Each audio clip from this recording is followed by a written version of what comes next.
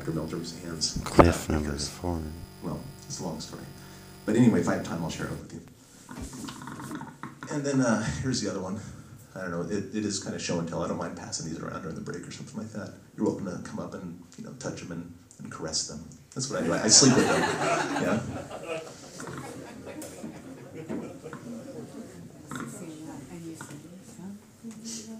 Okay, and anyway, so that's the ravine this thing was going down into. And by the way, the knocks were on the right-hand knocks were on top of the opposite hill, like when we were walking in. So there's a little bit of congruence going on there. There were 2 prints here. If you come across footprints, measure every single one and take copious notes. And case in point, first print, 14.5 inches long. Second print, 14.75 inches long. Width at the ball, 5.25 inches, 5.5 inches. And then 4 and 4 for the heel. If it's a living foot, it's not going to leave the same impression twice. Measure every single print you have, please. And of course, take the stride and all that other junk too. And of course, I owe it all to Tyler. He was there. He saw them. I did not find the footprints. That's the truth. I will always tell the truth. Tyler did it. I owe it all to him. Tyler and I agreed that the originals should go to Dr. Meldrum. And I did some crazy things and made some people very, very upset to make that happen. There's Tyler holding it like a little baby. Well, it's baby, not Tyler. Our next stop was Florida. We did 2 stops in Florida, one in northern Florida, and then we went down to visit the Seminole Indians in southern Florida. In northern Florida, we were outside of Tallahassee, outside of a little town called Quincy. And this lovely couple named the Bridges invited us on their property. They've apparently been having visitations by Sasquatches for the past 10 years.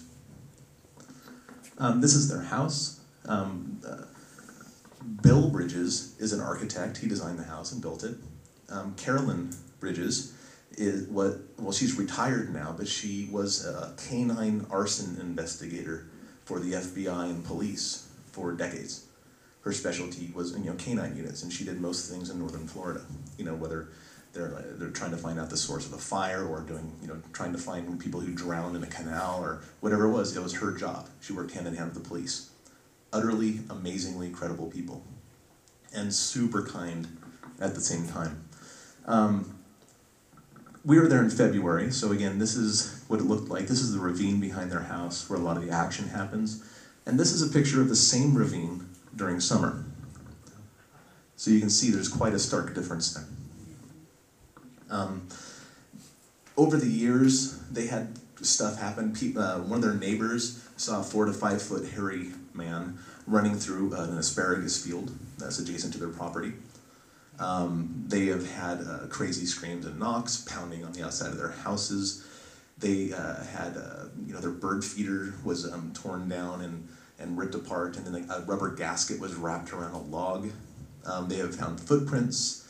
At one point, they have two decks, one on each side of their house. On one deck, their horrible smell was happening one night.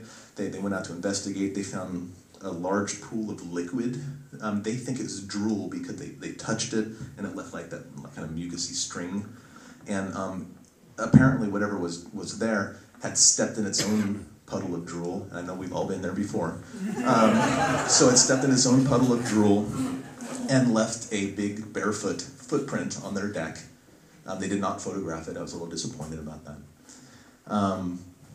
It seemed that the action, like the activity on their property, would increase whenever their 17-year-old daughter was there. And they had shared, Bill and Carolyn, they were previously married, so the 17-year-old daughter wasn't there full time, only there part time. And in fact, this was her room, and they had to shutter it up because she was too scared because of the big things outside of her window. So they actually had to shutter up her window. Outside this particular window, there's a yard, and you can't see, right? That's the window there, but outside in this particular area is where gifting happened quite regularly whenever the 17-year-old daughter was around. Things like feathers, they had a squirrel that had been ripped apart and the guts ripped out. And I know that's how I win my dates. Pine cones have been left out. Toys, like toys that they don't know where they came from, were left out in the yard. Sometimes, like, one stray shoe would be left out in the yard, that sort of thing. So weird gifting had been going on there for a long time. And footprints had been found on a number of occasions as well. None of these are excellent.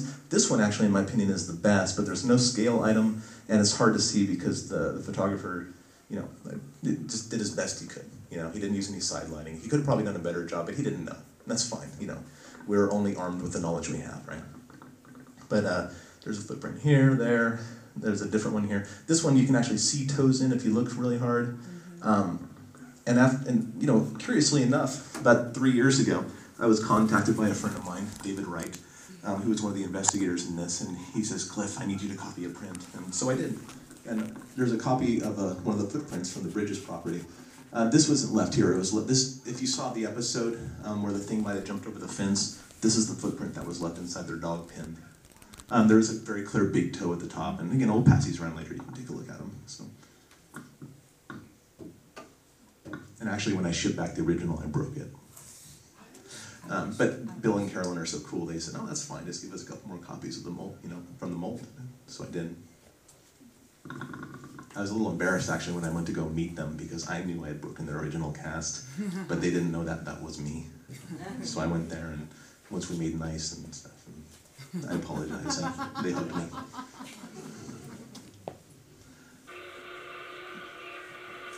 I'll get to this in a minute. You just watch it for a second. One night, Bill and Carolyn were sleeping in their bed, which is right inside this door here. It's okay. You don't need the sound on that. It's just background chatter. It's okay. Oops, sorry. They heard a low, sort of deep growl, sort of thing outside. Carolyn woke up. Bill, she went, Bill, and Bill wouldn't wake up because you know how men are. And the next morning, they went out on their porch, and they found what seemed to them to be a giant handprint on their glass window, right outside their window. It's about 2.5 feet off the ground, so my speculation is that the Sasquatch was belly crawling at the time, which is what I think they do a lot. I think they know they're 8.5 feet tall. They know that some things that are 8.5 feet tall are very, very easy to see, so they stay real, real low a lot. They tripped out on this thing, and I'll play the video once or twice more. You can actually see hair coming off the wrist area. The thumb is in a weird situation. Here's the thumb right here. There's a bend in the thumb, kind of peculiar, because if you put your hand on glass, it doesn't bend in that direction. Again, but we know that the thumb's a little weird based on hand casts that we have. They looked at it. This is the only evidence that it ever existed at all. This video, which is nice. They didn't measure it. The investigators that came out, they didn't measure it. I don't understand why, but they didn't. That's okay. We all make mistakes because if you've been Bigfooting, for any time at all, you've made a lot of mistakes too, I'm sure, right? Well, they were looking at this thing and they said, well, you know what, we want to clean the glass off a little bit so we can get a better look at this thing. So they opened the glass door and they went to go clean it. No. They wiped off part of the handprint. They didn't know that this handprint was left on the inside of their screen door. The inside of their screen door, not the outside. This thing opened the door.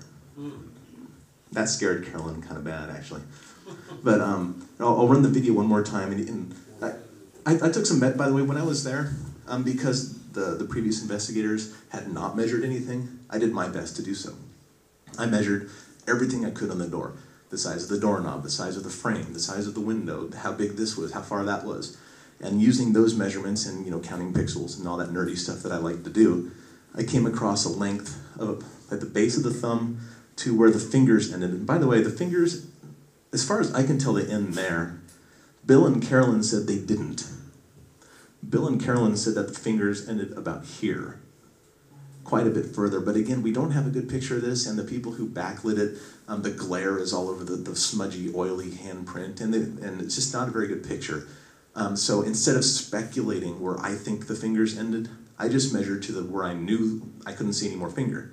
But Bill and Carolyn both insist that I'm giving a far too small a measurement to this thing. They're adamant about that. But from here to the base of the thumb is 9 or 10 inches. About 9.5 is what I actually got.